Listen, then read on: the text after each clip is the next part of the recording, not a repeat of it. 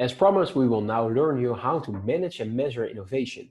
Because you already understand what innovation is and you can see it as a process, this time it's up for reals. You will learn how to manage this stuff. But first, can you even manage innovation? That also depends, of course, on perspectives, once more, and mainly on desires. Sometimes it can be a strategy just to be a laggard. Sometimes you want to get ahead. That will be discussed here, of course, as well. The different types of companies out there and the way they respond on innovation.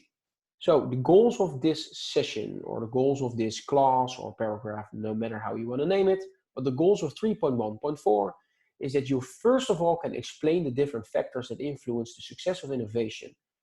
After that, you can define some routes and routines. So what's needed to become better in managing innovation and eventually describing the four different types of companies that are out there.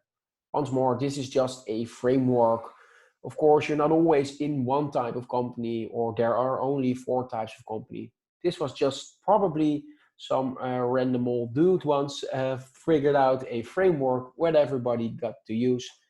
But of course, think outside the box. Sometimes it's between boxes, sometimes there is even a box for a category, but this does give you some hold. So always keep in mind, always be critical on models that are in front of you. Does this fully cover the entire area?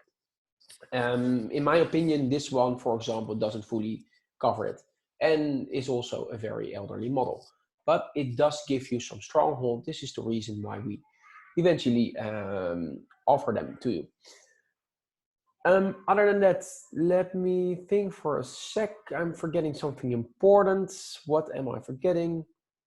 Yeah, sure. Final note is that although we are applying it on companies, this doesn't mean that this once more can also be applicable on you personally or on a nation or on any other perspective or hat you put on.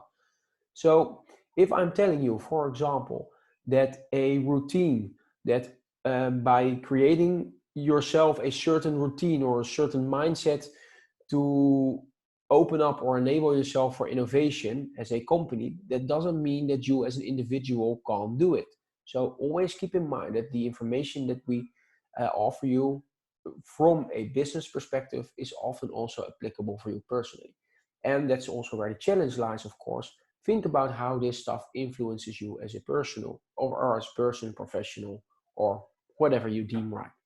So 3.1.4, measuring innovation. Can it be done? How can you become successful in it? And afterwards, we will nearly finish the first part of innovation. So making pace.